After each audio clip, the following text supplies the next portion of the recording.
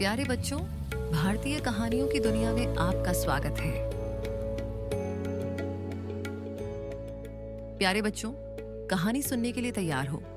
तो चलो, आज हम चलते हैं भारत के एक बहुत ही खूबसूरत राज्य गोवा, जहां एक तरफ हरे भरे नारियल के पेड़ज हवा में झूमते हैं और दूसरी तरफ नीला समंदर अपनी लहरों से मीठा संगीत सुनाता है। इसी समंदर के किनारे बसे एक छोटे से गांव में एक मछुआरा रहता था, अपनी प्यारी बेटी लीला के साथ। लीला की आंखें समंदर की तरह गहरी और उसका दिल आसमान की तरह विशाल था। उसे समंदर से, उसकी लहरों से और उसमें रहने वाले हर जीव से बहुत प्यार था। जब भी कोई केकड़ा रेत पर उल्टा हो जाता तो वो उसे सीधा कर देती। जब कोई छोटी मछली लहरों में फंसकर किनारे आ जाती तो वो उसे उठाकर वापस पानी में छोड़ देती। पर कुछ दिनों से गांव में उदासी छाई हुई थी। समंदर बहुत नाराज था। ऊंची ऊंची लहरें उठती और मछुआरों की नावें खाली ही लौट आती। लीला के बाबा भी हर शाम थके हारे उदास चेहरे के साथ घर आते। एक दिन शाम को जब सूरज समंदर में डूब रहा था और आसमान सिंदूरी हो गया था, लीला रेत पर टहल रही थी। तभी उसकी नजर एक बहुत ही अनोखे शंख पर पड़ी। वो शंख सतरंगी था और धूप पड़ने पर ऐसे चमकता मानो उसके अंदर हजारों तारे बंद हों। जैसे ही लीला ने उसे उठाया, उसे ऐसा लगा जैसे शंख ने उसके कान में कोई मीठी धुन गुनगुनाई हो। वो उस खूबसूरत शंख को अपने घर ले आई और उसे एक साफ कपड़े में लपेटकर अपनी छोटी सी संदूकची में रख दिया। उसे नहीं पता था कि यह कोई साधारण शंख नहीं, बल्कि एक जादुई शंख था जो उसकी पूरी जिंदगी बदलने वाला था। उस रात गोवा में ऐसा तूफान आया जैसा पहले कभी किसी ने नहीं देखा था। आसमान में काले बादल ऐसे गरज रहे थे मानो दो पहाड़ आपस में टकरा रहे हों। बिजली ऐसे चमक रही थी जैसे कोई आसमान में तलवारें चला रहा हो। तेज हवा से नारियल के पेड़ ऐसे झूम रहे थे जैसे वो टूट ही जाएंगे। समंदर की लहरें गुस्से में दहाड़ती हुई गांव की तरफ बढ़ रही थी। सब लोग डरकर अपने अपने घरों में दुबके हुए थे। लीला भी अपनी खिड़की से बाहर देख रही थी। उसका मन बहुत घबरा रहा था। तभी अचानक बिजली की तेज चमक में उसने देखा कि एक बहुत बद्धा विशाल समुद्री कछुआ लहरों में फंसकर किनारे आ गया है। बेचारा एक पुराने फटे हुए जाल में बुरी तरह उलझ गया था और हिल भी नहीं पा रहा था। उसे देखकर कुछ लोग चिल्लाए, अरे इतना बद्धा कछुआ, इससे दूर रहो, ये खतरनाक हो सकता है। पर लीला का दिल तो दया से भरा था। उसने अपने बाबा की तरफ देखा और बोली, बाबा, हमें उसकी मदद करनी होगी, वरना वो बेचारा मर जाएगा। उसके बाबा ने मना किया, पर लीला ने एक छोटा सा चाकू उठाया और बारिश में भीगते हुए बाहर भागी। वो उस विशाल कछुए के पास पहुंची। उसकी आंखें बहुत पुरानी और समझदार लग रही थी और उनमें दर्द साफ दिख रहा था।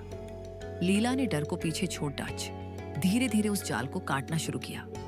जाल बहुत मजबूत था और तूफान में उसे काटना बहुत मुश्किल था, पर लीला लगी रही। घंटों की मेहनत के बाद आखिरकार उसने कछुए को आजाद कर ही दिया। आजाद होते ही कछुए ने अपनी बड़ी बड़ी आंखों से लीला को ऐसे देखा जैसे वो उसे धन्यवाद दे रहा हो। फिर वो धीरे से समंदर की ओर बढ़ा और लहरों में गायब हो गया। उस पल लीला की जेब में रखे जादुई शंख से एक हल्की नीली रोशनी निकली। तूफानी रात के बाद जब सुबह हुई तो सब कुछ शांत था। समंदर ऐसा शांत था मानो रात में कुछ हुआ ही ना हो। सूरज की सुनहरी किरणें पानी पर पटककर उसे सोने जैसा चमका रही थी।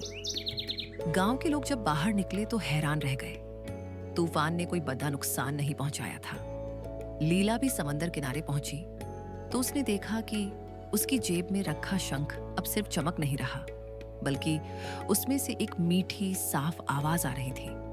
वो आवाज उसे बुला रही थी।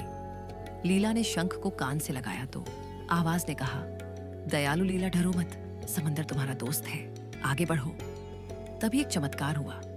जहां तक नजर जा रही थी, समंदर के ऊपर सूरज की किरणों से एक सुनहरी राह बन गई। वो राह ऐसी लग रही थी जैसे किसी ने पानी पर सोने की सड्ढक बिछा दी हो। गांव के लोग यह देखकर अपनी आंखों पर विश्वास नहीं कर पा रहे थे। सब डर रहे थे, पर लीला के मन में कोई डर नहीं था। उसे उस आवाज पर और अपने दिल पर पूरा भरोसा था। उसने अपना पहला कदम उस सुनहरी राह पर रखा। उसे लगा था कि वो पानी में डूब जाएगी, पर उसके पैर बिल्कुल नहीं भीगे। वो राह किसी मजबूत जमीन की तरह थी। लीला उस चमकती हुई राह पर आगे बढ़ने लगी। गांव वाले किनारे पर खड़ी होकर हैरानी और डर से उसे देख रहे थे। उसके बाबा चिल्लाए, लीला बेटी वापस आ जाओ।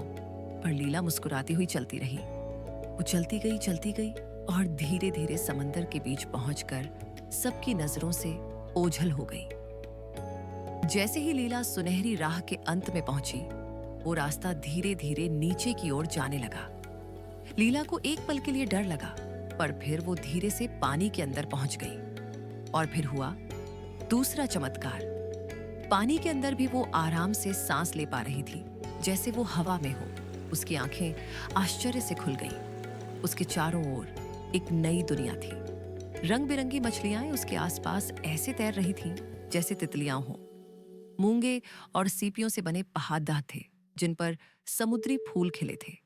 ये एक जादुई दुनिया थी। तभी सामने उसे मूंगे, मोतियों और नीलम से बना एक बहुत ही भव्य महल दिखाई दिया। उस महल के दरवाजे पर वही विशाल कछुआ खड़ा था, जिसे लीला ने तूफान में बचाया था। उसने लीला को देखकर अपना सिर झुकाया और उसे अंदर आने का इशारा किया। महल के अंदर एक बड़े से सिंहासन पर एक देवी बैठी थी। उनका चेहरा चांद की तरह चमक रहा था। उनके बाल लहरों की तरह लहरा रहे थे और उन्होंने मोतियों के आभूषण पहने थे। वो थी स्वयं समुद्र की देवी, समुद्र देवी। उन्होंने मुस्कुराते हुए कहा, स्वागत है लीला, मैं ही तुम्हें यहां बुलाया है।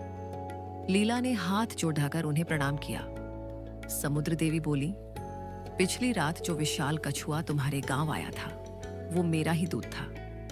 मैं ये देखना चाहती थी कि धरती पर इंसानों के दिल में अभी भी दया बची है या नहीं। तुमने अपनी जान की परवाह न करके एक बेजुबान जीव की मदद की। तुम्हारी दया ने मेरा दिल जीत लिया। आज से तुम मेरे लिए गोवा की समुद्री राजकुमारी हो। लीला की आंखों में खुशी के आंसू आ गए। लीला ने बड़ी विनम्रता से पूछा, हे देवी, पर हमारा समुद्र इतना नाराज क्यों था? वो हमें मछलियां क्यों नहीं दे रहा था? समुद्र देवी ने गहरी सांस लेकर कहा, मेरा हृदय रत्न एक जादुई मोती कहीं खो गया था।